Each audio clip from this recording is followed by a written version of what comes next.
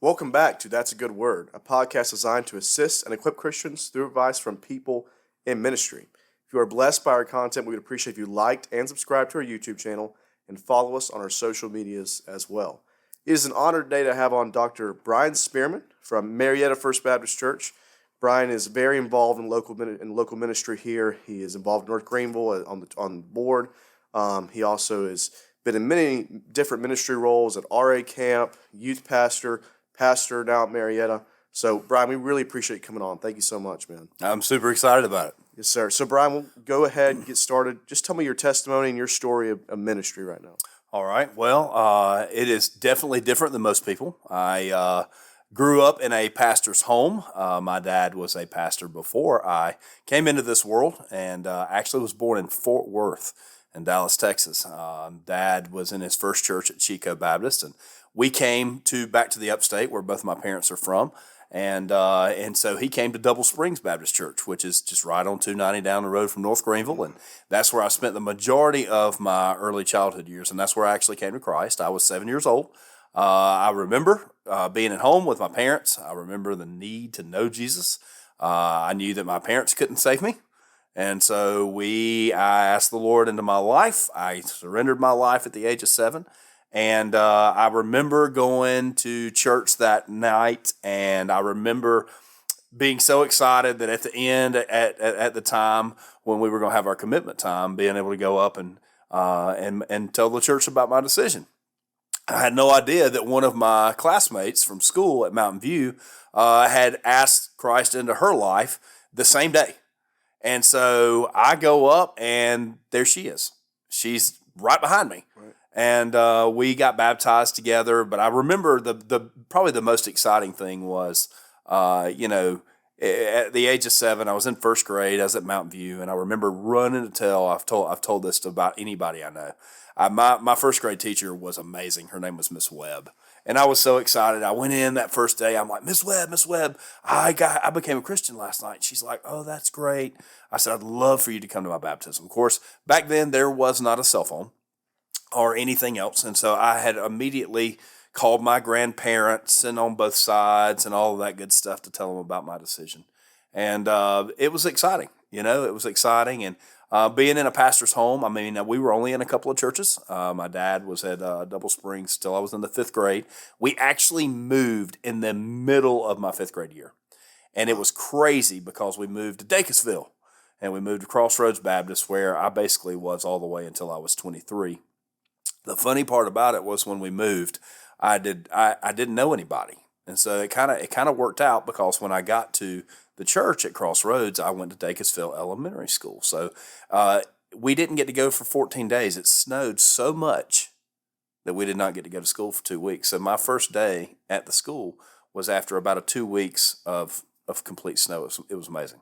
But it was crazy, because I walk in, and there was one guy that I had literally been at Camp McCall with that summer. I went by myself that year. And I was like, Stephen. And he's like, Brian. And that's how we hit it off. So it was really cool in that aspect. But as far as the trajectory, I was always involved with Royal Ambassadors. My mom was my RA teacher all the way from first grade to about 3rd grade. They didn't have any men in the church that would help except for one. And so he actually became my RA teacher. And so I learned about missions from a very early age. And so when we moved to Crossroads, I was still in it. We actually had a group back then called Challengers, which was for high school boys. And I was in Challengers. I actually worked with a lot of the guys in the state. And so my senior year, there were 2 things that I did not want to do. At the age of 12 at Camp McCall, I do not remember who was preaching, but I do remember where I sat, and I do remember a strong call that the Lord called me to ministry. I wish I could say that I immediately decided to be a preacher. That's not the way it worked. But the way the Lord worked is basically my senior year, I decided that I wanted to work on golf courses, because they made lots of money and I wanted to design them. But then I found out that I didn't really like grass or cutting grass or anything of the sort. And I realized that I wasn't even really good at golf. So I did not want to teach school because my mother was an elementary school teacher, and I did not want to work in a church for money. But the Lord had other plans, and I went to Gardner-Webb for a year and a half, and all of these things kind of go hand in hand with where I am now. And so I remember being a sophomore. I remember being in a position, an RA position over a building as a freshman. And I remember coming home, and I remember laying in my bed at Gardner-Webb, and I had a room by myself, and I was miserable. I had not really gotten connected with the church. I'd gone to a couple of churches, but I always came back home to where my dad had pastored. And I said, you know what, Lord, if you want me to transfer, I will transfer. But my parents had really struggled to get me through that year and a half. And so I was really kind of nervous to talk to them. But I can remember that night I just couldn't sleep. And I had complete peace. And so I went home that weekend, and my mom and I were riding around. And I said, Mom, I think I'm going to transfer.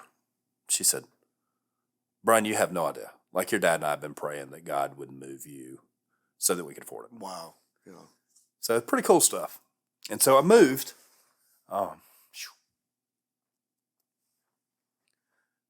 Moved to North Greenville. Transferred. That's the only two schools I applied to. Didn't want to go to North Greenville at first because there was nobody there, and I didn't want to be that close to home. Ended up commuting. And the one thing I wanted to do, and I came and talked to my dad, I'm like, Dad, look, the RA program is struggling. And like, that's what I remember. And so at 21, as a sophomore in college at North Greenville, I had switched my major completely to elementary ed. I was working at Camp McCall. I had worked there my freshman year, my sophomore year. I just knew that I loved working with children. And so I transferred my major completely and did elementary ed, and I started working with the RAs at the church. And literally through that, working at Camp McCall and being in classes where I really was passionate about what I was doing, I never looked back. I worked about 30 hours a week at a local pizza place down the street and graduated and started teaching school, taught elementary school, 3rd grade for 3 years, 5th grade for 6 years. But the biggest thing was that's when God called me to do part-time ministry. And so I was at a church in Easley at Glenwood Baptist, and that was their first youth pastor and children's pastor that they had ever had. They had never had a paid position for that, and that is where I met my bride. And we've been married almost 20 years in August, Lord willing, and got 3 boys. And so that's kind of how it all transitions. Like I was doing part-time ministry and all that stuff, and I just knew that God had called me when I was 12. And so I was doing full-time teaching. I was coaching soccer at Pickens High School, and then I was working at the church part-time. And honestly, it's crazy because all of that, it's just crazy to see how God works. Right. Because to be honest with you, I had kind of gotten burned out. I wasn't burned out with ministry. I was at the point where I was like, okay, God, like I really think about church more than I think about school. And that's not good because I knew that I had felt called to teach, and I do not regret it in any way, shape, or form. I feel like between it and Camp McCall and school and working in church, that's what God had for me. And so crazy story. I basically went to the pastor who I had been working with for a while, and I said, "Hey, Angela and I feel like God's called me to go and speak on missions." I, at that point, did not even know about anybody looking for anybody full time. I literally was thinking about working with pastors that I had worked with for about 10 years, maybe at Camp McCall or just through RAs or whatever. And so I sent out a letter, and it was Ignite Missions, and my wife helped me type it up. And I wasn't looking for any money. I was passionate about missions. I was passionate about students. And so we sent it out to 33 churches. And so I remember who I sent it to. I had that little list, and here's how God works in miraculous ways. You said I'm at Marietta First Baptist, so that would have been in 2009. So basically what happened was I, at school, had my wife print her thing out at the church, and so I was putting it all together on my break. And I remember looking, and I remember Benny from Camp McCall. And I worked with his mama, Miss Cleon, up at Camp McCall. And I had no idea if he was still at Marietta. I just knew he had been here because he had spoke at camp. So I looked on the website, which they actually had back then was the North Greenville Baptist Association, before it was the Three Rivers Baptist Association. And what ended up happening was I looked and found Marietta First Baptist and found Benny's name. Had no idea they were looking for a soul. His was the last one I addressed. I prayed over the letters. I put them in the mailbox. And 2 days later, I get a phone call at school on my cell phone. And I was like, I didn't know the number. And Benny's like, hey, Biscuit, this is Benny. Listen, I don't want to talk to you about speaking on no missions. I want to see if you're interested in a job. So anyway, I called him back and I was like, well, I really did not think about leaving school at that point. And he said, are you looking at getting out of youth work? And I'm like, no, not really. I said, I don't know what I'm supposed to be doing. I just know I'm supposed to do something for the Lord. And he told me a little bit about Marietta, and the rest is history. I came to Marietta in 2009, left teaching after 9 years, and took a little pay cut, but that was okay, and I've never looked back. And so, the Lord over and over and over and over and over again has been faithful to me when I do not deserve it. Right. That's awesome. I mean, kind of unpacking that story, you see God working in different ways. And we could do a whole podcast just on this. I mean, because I know there's a lot on it, but talk a little bit about that experience of being a pastor's son and then going into ministry yourself. I mean, you see the good, the bad, and the ugly as a pastor's son, and then going into it yourself. Talk a little bit about that. 100%. That experience. So my dad, like I said, he actually felt called to ministry when he was our age, and so he has tons of stories. But basically, he went to Monaghan Baptist in Greenville, and that's where he grew up. And my grandpa worked at the mill, at Monaghan Mill, and so he was telling me different stories. And it's really cool because my dad and I have grown more closer over probably the last 20 years because of I looked at him for just about anything. And so Dad was always faithful. So, he started in Texas.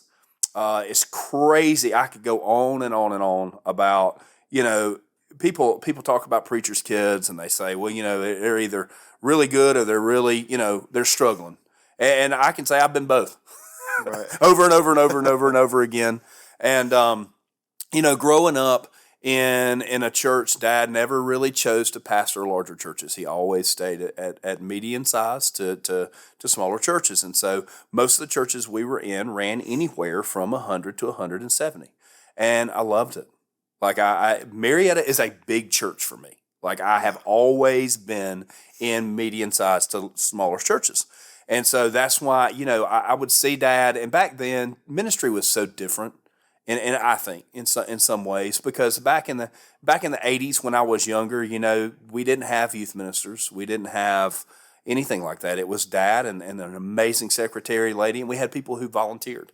And so I can remember as a kid, okay? I mean, we're talking 3rd, 4th, and 5th grade. I can remember back then Pizza Hut was the place to go, man. Like the youth kids all went to Pizza Hut and they played video games. So most of the music that I listened to was from the 80s because I was always around youth kids. Or Dad would drive the bus or, And so I was constantly at church, even when I didn't want to be. But it was beautiful because even in those hard things, when we moved, even in the middle of 5th grade, I struggled. Like, I was like, I don't want to do this. And I didn't necessarily have any personal closeness to one person. I just was like, this is all I know. And so when we moved, and you see, it was amazing because God did some amazing things. And I this is kind of what I would say as a pastor's kid. I think that a lot of times, people say, well, you the one thing that you and I can see is we can see the beautiful, and then we can see the harshness. And I'll be honest with you, there has been some times when it was really harsh. But I would say this to anybody, like, the older I get, at 46 years old, and I have 3 kids of my own who, my wife married a teacher who ended up being a youth minister, who ended up being a youth minister and children's worker that ended up being a preacher. I would say this to any preacher's kid. I would say this to any person. With all that you see, the good, the bad, and the ugly, the good far outweighs the bad. The good far. Right, for sure. And, what you see is even in those hard times, you can still see evidence of God working. And then there's evidence of, wait, that hard time, 100%. God was there, and now 100%. the good times come from that. 100%. And when I go back and I think through things, it was one of those things where when you would see the harshness, it might be 10 years down the road before it even makes sense. Oh yeah, it could be 15 years down the road before it ever makes sense. And so you see yourself, especially as a pastor's kid. But then you see, okay, like I saw how my dad reacted. Or I saw him, he'd be the one that would go and put the chairs out. He would be the one that would be there early. He'd be the one that was there late. And we had hard conversations sometimes because I didn't understand certain things. Especially like in high school when you're at a church that small and you got that's your family. Right. I mean, that's your family. I was with my own family. I have a brother and a sister and a mom and a dad, and we all grew up in a parsonage across the road from the church. But the church was my family. And so when you see harsh times, it's like, okay, so I don't understand this. But I really believe had we not faced some harsh times, I think we would have continued to be comfortable. And I don't think God would have actually moved us to different places. I don't know that I would be doing what I'm doing today had God not literally said, hey, here's what I want from you. And that's what I tell my kids every day. I mean, my 3 boys, that I know what it's like, And so I will say this, as you're raising your own kids, if you come from a preacher's home, you understand the glass house thing, but at the same time, I have tried to just be honest that my kids aren't perfect, and I'm not either. Yeah, you're 100% right. And I love what you said about God working in those difficult times. I mean, you hear a lot of times people say, "Oh, I'm going through a difficult time right now. The devil's after me." Well, wait, hold on. Maybe what's going on is that God is using this moment of suffering or using this trial for your benefit. And so we see that, and we see that in the book of Job. We see that sometimes God is actually in control of your hardship to strengthen you, to 100%. to grow you closer to the image of Christ. 100%. Probably one of the hardest things I think, I think back and it's not, there's nothing funny about the story, but I had just graduated from North Greenville. I had already gotten a job at the Croswell Elementary where I taught. And I had gone and moved in with my grandma to help with my grandpa. And so I was getting ready to go up to Camp McCall. I literally had a month in between graduation and going to work for the summer in 2000. And we had been at the church for quite some time at Crossroads. And I remember staying with my grandma, and I can remember her coming and beating on the door. And it was like 2 o'clock in the morning. She's like, "Brian, get up." I'm like, what's going on? And we did have cell phones back then, but I mean, they were, they weren't what we have now. And she says, "Hey, your dad's just called." He said he was actually at Ridgecrest at a conference, and he said the church is on fire. Whoa. Yeah. So I got up. I drove really fast, and it was on a Tuesday night. And the reason I know it was on a Tuesday night is because we always had RAs on Wednesday night, and I was the leader. Mm-hmm. And so I remember driving really fast from Pelzer to Dacusville. And I remember getting there in enough time to see, thank God, that the way the building, it was an old building. Crossroads, 225 years this past week, they celebrated. Wow. And so we had 2 side buildings. We had a gym, which most people didn't have gyms. And then we had just like 6 months prior, had just raised enough money to build a children's building on the side. And 3 or 4 fire departments came together and put out the fire. And so the main building, the sanctuary and educational space, gone. I mean, it was gone. And you had those 2 structures that they were able to save. And I remember the crazy thing is you pull up and you're like, our church is on fire. It was hard. Right. Right. That Wednesday we had church. Wow. And the news came out, found out that somebody burned the church down. Yeah. And they did it in the RA room. We had just gotten the basement done for the kids. Had 30 boys all the way through like 12th grade. And so I had it set up like centers. I was an elementary education major, fixing to teach school. I mean, it was one of the coolest like spots ever. Whoever it was decided to throw a pipe bomb in there. We found out years later, and nobody ever found out who did it. I have suspicions, but it doesn't really matter. That's bygones are bygones. Right. But we had church on that Wednesday night, and I remember that. Yeah. So it's not funny, but when I came to Marietta, the first week on the job, I wanted to take our students to the North American Mission Board to tour it in Alpharetta and go to the Braves game. And I remember buying tickets, and there were 30 of us. And, you'd see the church fire. We had some tough times after that. Just hard times. And so when I had gone to work at Glenwood, crazy thing, I had just come to Marietta. I was super excited. I mean, I had left teaching. And so we had buses back then, and we have buses now. But we have new buses now. We didn't have new buses then. And so there were 30 of us going to the Braves game. I will never forget this as long as I live because it's really crazy. So we go to the North American Mission Board, all the students, there's 30 of us. We got a senior adult driving the bus. I couldn't drive the bus at that point. Super awesome guy, decided he would drive us. We carried an extra van with us. So we had time to stop before we went to the Braves game at the Lenox Mall in Atlanta. And I'm in the mall, and I told him, I said, look, y'all can't even afford a cookie in here, so we're just going to go in for a minute, and then we're going to come out. Park the bus far away from the Lexus and the Mercedes-Benz. Let's park it out. And, this was during a week, summertime. So I get a text from one of the kids that's a senior that year. He's like, hey, Brian, you need to come outside. The bus is on fire. I'm like, yeah, whatever. The bus ain't on fire. Then I get a call from one of the deacons, who I love to death, and he's like, hey, Brian, the bus is on fire. So I sprint out of the mall. The bus burned almost to the ground. All that was left was the outer shell. And so my first question is everybody okay? Right. Crazy story. The bus driver had literally gone to the restroom, came back out, and he said he saw flames shoot from the back of the bus. Nobody was on the bus. So you can see all the students and a couple of adults that we had.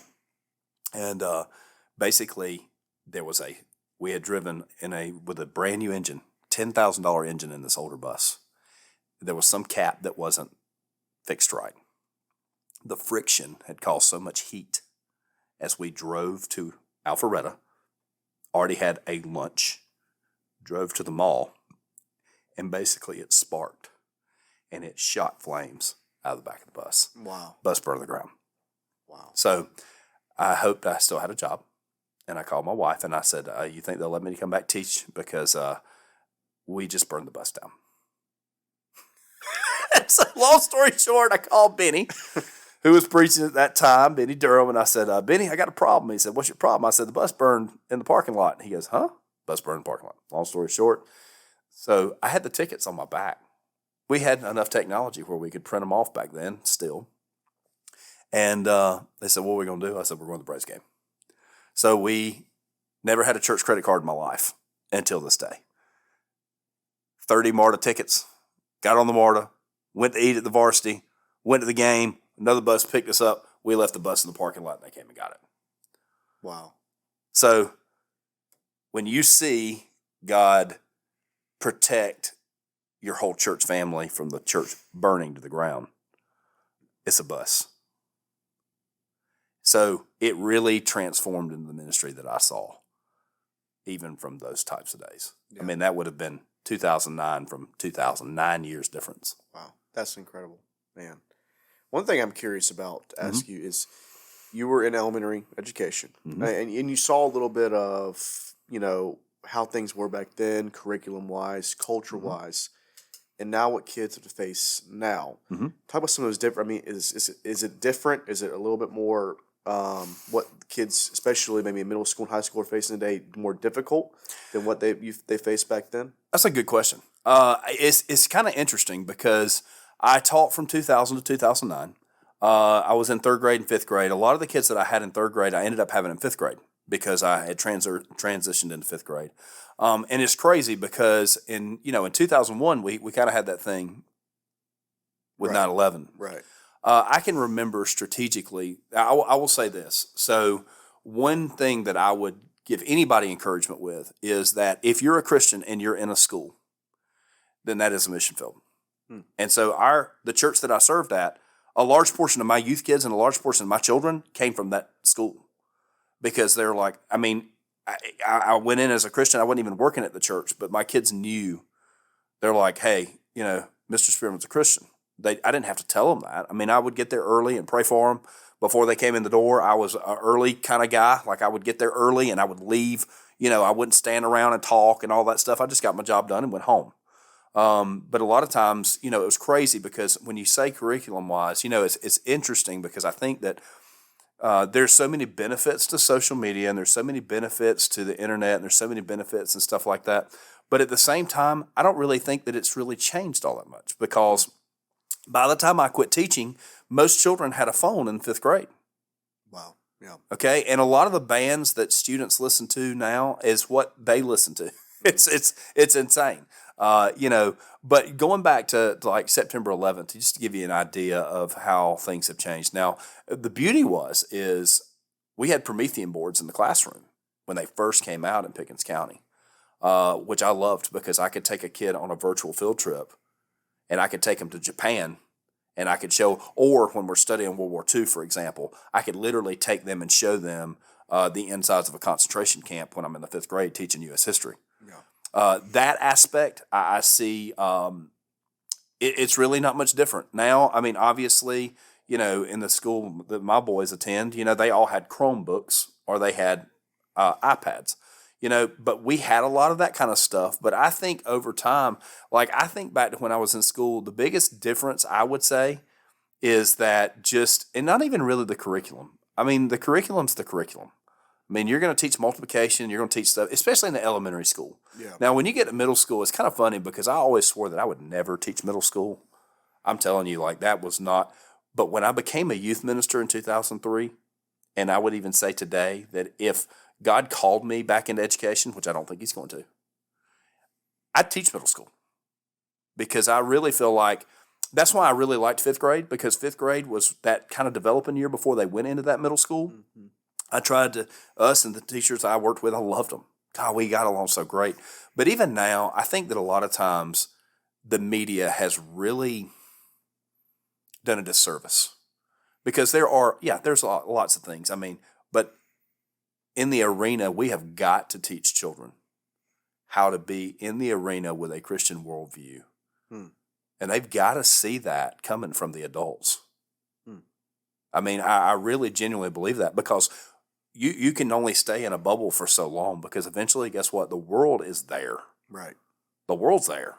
I think that middle school and high school, for example, I've got two boys in high school. I've got one in middle school in sixth grade right now. And I think a large portion of it has to come from home. But it also has to come with the people in which you surround yourself with. And so, it has changed in a lot of ways, but in a lot of ways, it's just different devices that lead to different things. Yeah. And I guess with, in the youth pastor role, you see maybe the impact of that technology in the negative sense, because a lot of kids, maybe they feel that, especially if they're on social media, that they feel they have to, look a certain way. They're not living up to these certain standards. Sometimes there's some harshness that goes on. And that's the real world too for adults, but it's for everybody. But it seems that the impact of that can be rough, especially for young people. 100%. And that was the thing. Like when I quit coaching soccer at the high school level, and really it had already hit though. That was when you had just started to get to the point, where you could send a picture to somebody.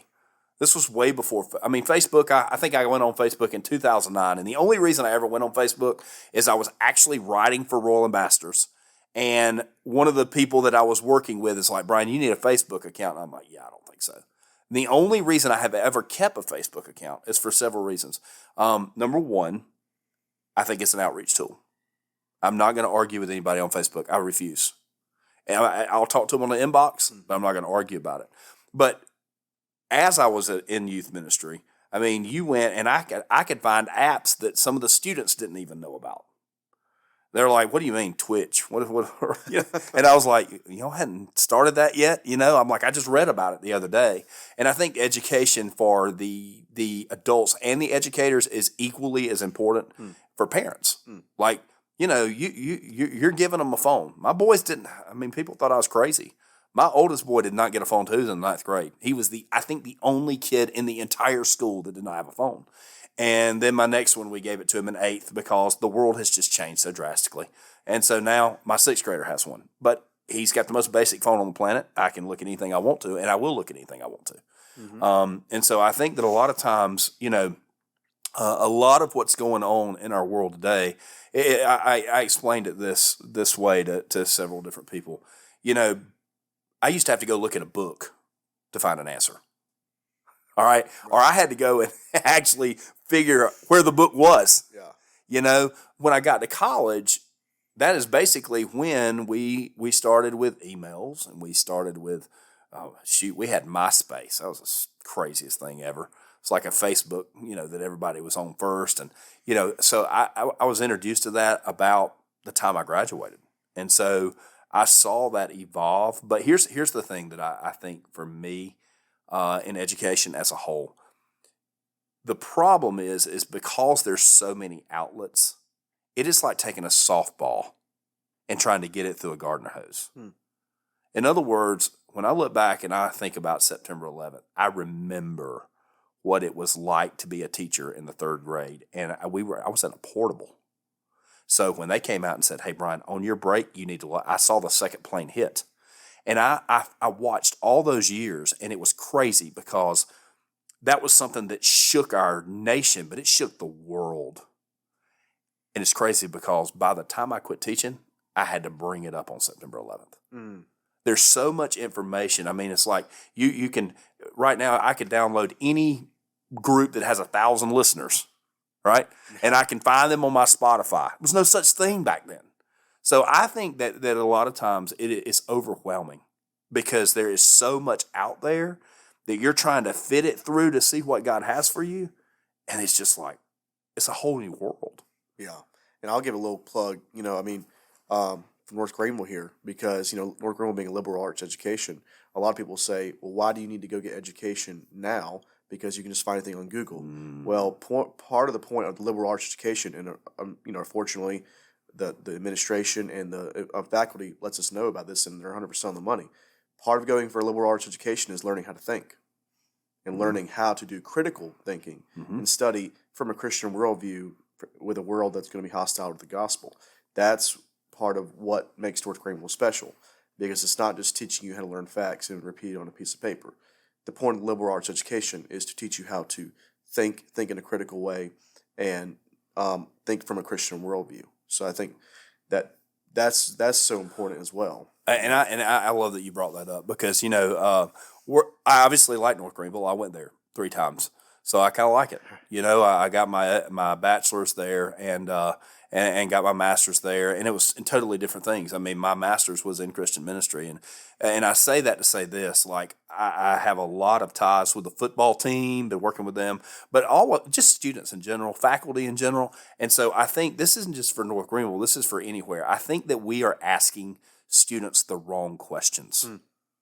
I think that we in American culture say, okay, all right, if you're not called to go to college, what are you called to do? And if you are called to go to college, what are you expecting to major in? I mean, what do you think you want to do? Well, for an 18-year-old, I remember what I was at 18 years old. I didn't want to do either thing that I thought that I ended up doing, you know, but at the same time, I think we're asking the wrong questions. And so the one thing that I love about North Greenville, for example, is they're trying to build transformational leaders that when they leave the school, what are they going to do in the real world? Like in the secular workplace, if you're coming out with a business degree and you're a Christian, okay, how can God use you there? I think that's the question that we have to ask, not only ourselves, but we have to ask others. And so I go on tours. I take students up there and stuff like that. And I've gotten to the point where I literally will look at them and I'll say, hey, listen, I'm not going to sell you on North Greenville. That's not my job. My job is to ask you, as we walk through this campus and we maybe go to the library or we go and you're looking at business. I had a young man with me the other day and he was looking at business. And I said, hey, look, of course I wouldn't want you at North Greenville. You go to school with my son. And but anyway, long story short, we basically went and I said, the question I want you to ask yourself as you go through, because I know you're a believer, I said, is what is God calling you to do? Like in the end, if you came here as a freshman and you majored in business, how could you use that to be a leader for Christ wherever you are? As opposed to the question, what do you want to do? Instead of what it doesn't God? really matter what we want to do. Exactly. It's what God has for us. Yeah. And so I think that's for anybody, because basically what happens is when you get there or anywhere, I said, so I'm telling you, you've got 2 or 3 schools looking at you. You need to go where God wants you. I was like, I would love to have you at North Greenville, but you need to pray about where God can use you now. Like you don't have to wait till you get out of school. You've got a month left of high school. So don't miss today. Like, I don't know if I've got tomorrow, don't miss today. Like, do what he's got for you today and pray about what he's got for you for school and for what you're going to do. So when you come out, you're passionate about it and you know that it's a calling and it's not a job. Right. You're not just preparing them for one thing. What is your degree? What are you going to go into? How are you going to be a leader in the Christian world? That's answering 2 questions. And how can you be a leader now? And they do a good job of getting people involved in leadership roles at the school and in the local churches. 100%. So it's huge. Another thing I want to talk about with you was the importance of the RAs, the Royal Ambassadors. Yep. And you talk a little bit about your time as a counselor there, and then how you're involved with them still today. Absolutely. So Royal Ambassadors, I was in it. If you don't know what Royal Ambassadors is, so some people might not have any idea what we're talking about. Right. Royal Ambassadors is basically a missions education. It's for 1st grade through 5th grade kids. It says through 6th, but most churches do through 5th if they have it. And we have found some really good churches that are doing Royal Ambassadors. I know that y'all have Royal Ambassadors here. Right. All right. And they went and raced with another group the other week, okay, and built cars and stuff. But this is why it's not just because I came through Royal Ambassadors. It's because of what Royal Ambassadors is. Royal Ambassadors is teaching. It is a missions education for children, 1st through 5th grade, that not only are they learning what the gospel is, because a lot of groups have got kids who maybe just come to Royal Ambassadors. They don't know about Jesus. Like, they've got to learn that. So it's a place where a kid can come to Christ, but it's a kid where they can grow and know that God can use them like right that minute. Like, be involved with missions there at their church and all the way to the ends of the earth. And that's the beauty is our missionaries at Southern Baptist. Look, that's why I'm still Southern Baptist. Theologically, I line up with Southern Baptist, but the biggest thing is our missions is cooperative. And we work together, and we've got missionaries all over the world, and we've got missionaries right down the street and in our state in South Carolina, and we've got missionaries all over the United States and North America. And so that's what it teaches them. It teaches them, hey, look, you know what? Not everybody who goes into ministry has to be a preacher. Like, you might be a church planter, or you might be somebody that goes and lives in Brazil. I had a friend that went and lived in a dugout canoe in Peru for 2 years. I mean, I was like, you got to understand. And I'm like, just because you're from a little small place doesn't mean that God can't send you to the outermost parts of the earth. And that's what is so important about it is missions education. The reason that I feel that we are really missing a lot of people feeling the call to go in missions is because they've never been educated on it. And so, I mean, 1st grade on, I went on my first mission trip in 7th grade. I went to Kentucky. I had to teach 1st grade. I was nervous. I still can remember being there. But that's what RAs does. Yeah. It really gives you a sense of understanding. Yeah. And also, I imagine as a counselor, you saw yourself grow closer to God. 100%. Well. Talk about some stories, Wow. So, it was kind of crazy because I was 18. I graduated from Pickens High School, and I went in, and I really didn't know what I was doing. I mean, I grew more my first year at camp because you're with the kids all the time. You're cleaning bathhouses. You're washing dishes. You're learning how to wash clothes. You're learning how to clean things. And I knew a lot of that before I got there, but I had no idea just the diversity of boys that come through the camp. And that's anywhere. Like in your church, not everybody's called to the same thing. So you got at Camp McCall, for example, if you've got 200 boys there, they're all from different families, different places, and different situations. And so it was crazy because I realized after that first year, I was like, man, if I had it back to do again, what would I do different? And looking at each young man individually. And it's crazy because, see, now you see some of them, and I haven't worked at camp since 2000. And I still have kids that are not kids. They've got kids, and they're coming up to camp, and they're like, hey, I had you your first year. I'm like, I'm sorry. But no, in all seriousness. But then I got a young man that he had the same name as I do, Brian. And so I'll never forget this. It was about my fourth year. And so Brian had come from a church that my uncle has attended my whole life.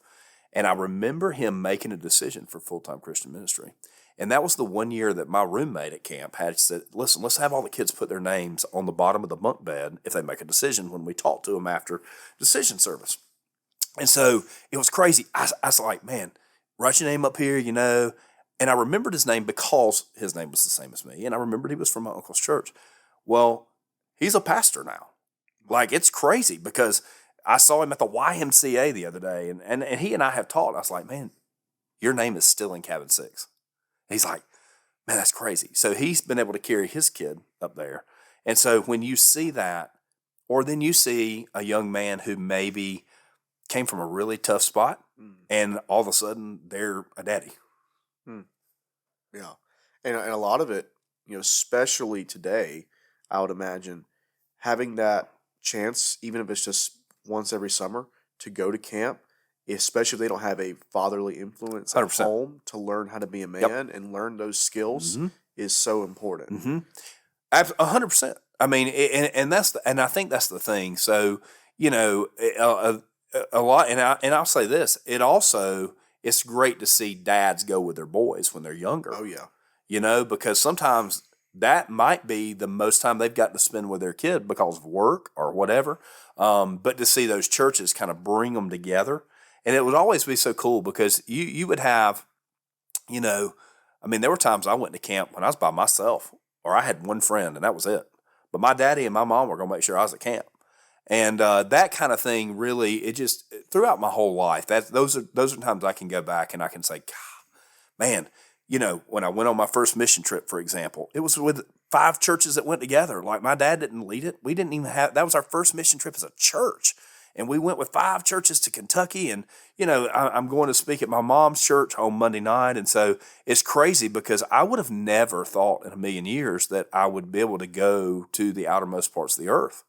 So I went on my first international trip in 11th grade. My high school physics teacher took me to Poland. 3 years out of communism. Wow. And we worked on the first seminary in Poland when it come out of Baptist seminary there. So here's what's crazy. Here's how the world goes full swing. I am in Lebanon on a short-term mission trip with the International Mission Board in 2018. I'm sitting there working with missionaries, our team from Three Rivers that had gone. We're sitting there. There were 4 churches, I think, or 5 churches represented. And we had gone to kind of encourage the missionaries that were there. Lebanon is a pretty closed country, And so we come together to do the thing. Well, I'm sitting at the table with this husband and wife who had just gotten over there. And we're talking and everything. And we got to talking. And he's like, well, where are you from, Brian? I said, from Powdersville, South Carolina. You never heard of it. He goes, actually, my college roommate is a teacher at Powdersville. Now, I'm in Lebanon, okay? So he tells me that his high school, his college roommate from Georgia University is a teacher. It was my son's history teacher. So he sends home coffee. But as we're talking, I said, well, where are you from? He said, well, my dad actually worked in Poland. I was like, really? So go to find out, his daddy was the president at the Polish seminary when it started. So I actually saw him when he was younger, and I was 16 at the time. So in Poland, and here we are in Lebanon. He heard about Powdersville, which nobody outside of South Carolina knows where Powdersville is. and most people in South Carolina don't know where Pottersville is. Right.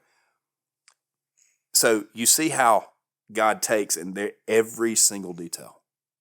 He just puts right there in front of you. It's like, man, God. So we got to talking, and he's like, yeah, I would have been there when y'all were building it. I was like, well, do you remember the Russian name so-and-so named Kola? Yeah, I remember him. I don't know. That kind of thing just blows my mind. Yeah, no, it's crazy. I mean, he's young and in the Polish seminary, and then you see him. I mean, in Lebanon. In Lebanon as a missionary, right? With the International Mission Board. That's crazy. With his wife. Wow, that's awesome. So he moved back to the States at some point, or like no? Well, he had gone to Georgia. He and his wife met somewhere like that, and then they were on their first, mission. They had just gotten to Lebanon to serve. Wow, as a couple. That is crazy. And so one thing with RAs, I think a lot of churches maybe that don't know, how can they get started doing RAs, and how can a church maybe take a group to Camp McCall? How does all that work? Okay, so it's really cool. We have a girls' camp and a boys' camp in South Carolina. Camp McCall is a missions education camp. You can go to the Camp McCall website and you can register them. I will say the alpha camps are all full. Lad camps are filling up, so if you want to get those younger kids in there, you need to get online and get it done now.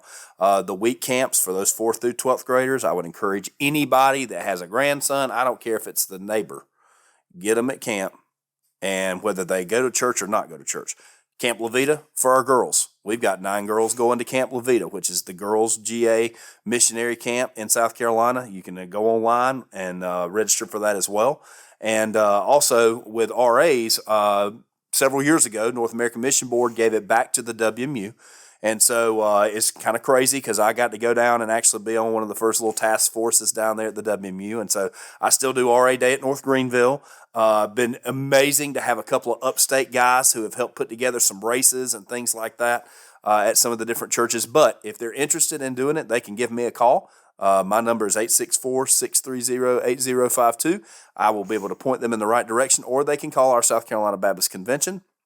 Talk to the WMU ladies there.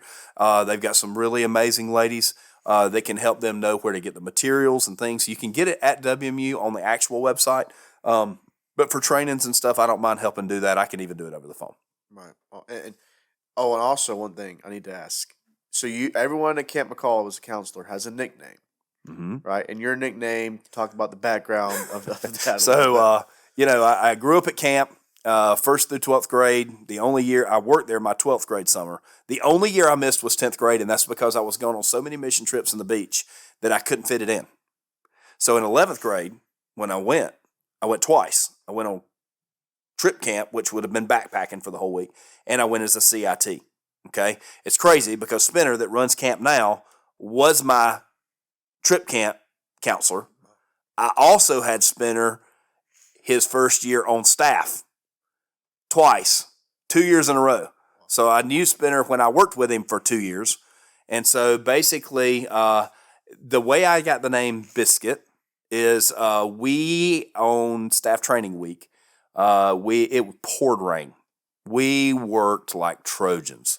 We literally moved a building for the low ropes course all the way above chapel. That kind of thing. Putting screens into the dining hall and all this different stuff. Well, we had beef stew up there at that point in time, and we had yeast rolls. Biscuit, like some of the most homemade, best tasting biscuits, yeast rolls you've ever had. Well, I ate about 17 because I was starving to death, and I was a big boy, still kind of a big guy. And supposedly that's how I got it. Now, there might be a backstory that I don't know to it, and we all have weird spellings. Mine is Biskit. But that's what I've been told, so I hope that's the right story. Right. That's cool. That's cool.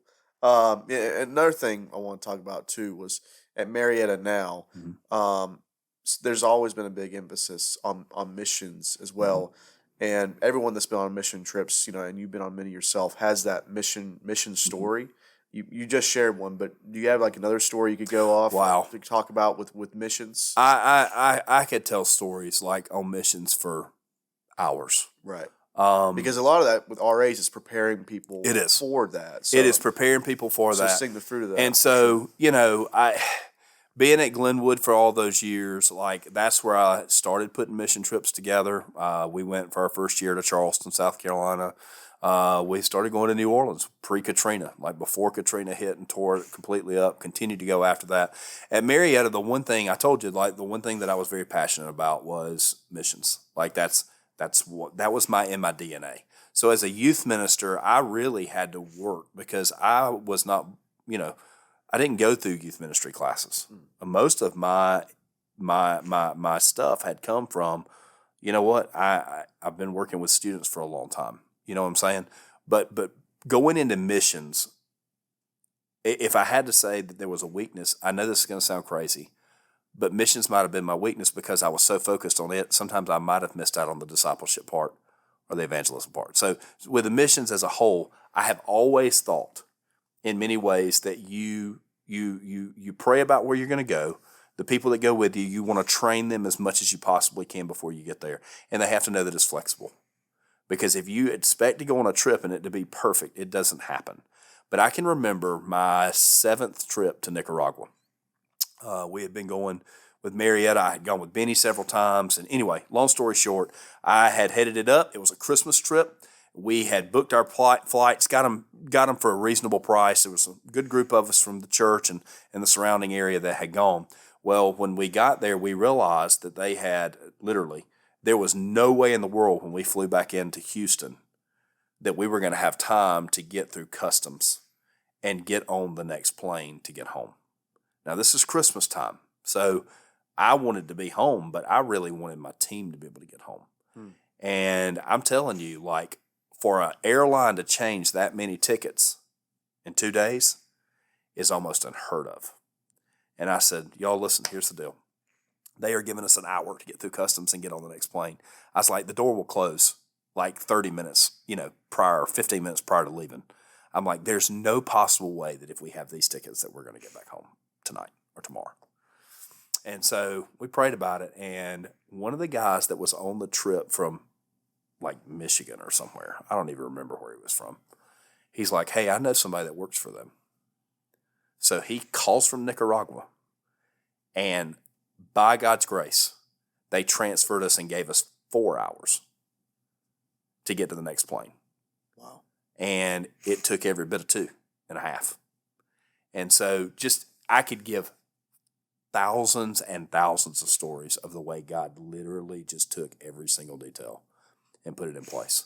But people were fine with it if we hadn't gotten back. I mean, it wasn't Christmas Day.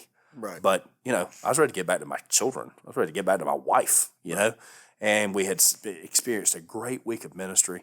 But just there's times like that constantly where, God just works it out. Yeah. And do you think you see that sometimes in missions? Because sometimes in the local church, we see God work. Maybe it's more of a long-term type of thing, though, because sometimes church, it feels routine. Mm-hmm. And then when you go off and do something totally different, do you feel like maybe that is for someone evidence, like just to see God working there in a specific situation? 100%. So at Marietta, I mean, we have community, we have local, we have national, and we have international. And so we have had a long-standing relationship with New Orleans, with church planters there, and with a ministry down there called Jesus Project. And we go down and we do that. And this summer our Chandler is going to be leading our team to go back there. But here at home, like we think it's that important. Like it's important to have community, get outside the church walls, right? And be where the community is, whether that's the local school, whether it's release time. We're very involved with release time, whether it's Slater Elementary doing Boys of Virtue and Girls of Grace with our 4th and 5th graders, whether it's going out and, to a spot and maybe serving people a meal, taking that. Then you look at, we have a partnership with a church called East Belmont in Belmont, North Carolina. Went to lunch with their pastor yesterday. Love Pastor Jeff. It's awesome. And God's revitalizing that church and seeing how our association's partnering with that. And our church has been able to do some of that. So that's kind of one that we're right there. Jumpstart Ministry. We do some with prison ministry. Those are a lot of our local, more within an hour and a half, do a lot with the association. New Orleans is a partnership we have, but we have a couple of partnerships we're working with internationally right now. And so one of them is Kenya. So we have Pastor Michael Mbogo, and he's been to speak at Marietta several times. He's a North Greenville grad from master's level. Anyway, we teach there's like several of us that are teaching their seminary class, and it's from 2 a.m. in the morning to 5 a.m. twice a month. So it's my month to teach. So my son graduates the next day, and I'll teach Revelation from 2 a.m. to 5 a.m. Wow. But we've partnered with Kenya a couple of times. We're working with a partnership with Malawi right now, and doing some things with it. And then I'm actually, Lord willing, going to be going to Japan with the International Mission Board with South Carolina on a vision trip to Japan in September. But there's so many things, that people can partner with. And I think that's the biggest thing is like understanding that, you might not think that your part is huge, but for that missionary or for that church planner, it's huge. Yeah. It's that big. Like the one thing I would say about missions is I believe that it takes all size churches because, people kind of cast out the one that runs 40. Yeah, but if they send 2 missionaries, that's huge because there's a lot of larger churches that don't send anybody. And I growing up, going back to that pastor's kid thing, that's the thing that I've seen. Like, it takes all types of churches and all types of people of all different types of jobs. That it's really about serving Him, and it's about the kingdom more than it's about anything else. Right, exactly right. Because it's God's work ultimately at the end of it. So, Brian, really appreciate you coming on, man. This has been awesome. Is there anything else you wanted to touch on before we close up? If anybody has any questions about any of those places, Camp McCall or North Greenville, I'd be more than glad to talk to them. And I really appreciate what you guys are doing here. It's been exciting to be here. I've been excited about it all week long. Awesome. I've told several people, even the pickleball people downstairs that are playing right now in y'all's gym. Right. I just think it's an awesome thing, and I hope that God continues to bless what you guys are doing. Thank you, Brian. I really appreciate that. We're hoping that God's being glorified through it, through learning from these people, learning for people in ministry, and thankful for that. Thomas, I never give him enough credit. He's the one that does all the hard work behind the scenes. He's never. You don't see him, but he is the one that does all the hard work. So it's a team effort, and we're praying that God is glorified, and we believe that definitely happened today. So, Brian, thank you so much. Really appreciate it. So, I'm Wilson Paris, and that's a good word.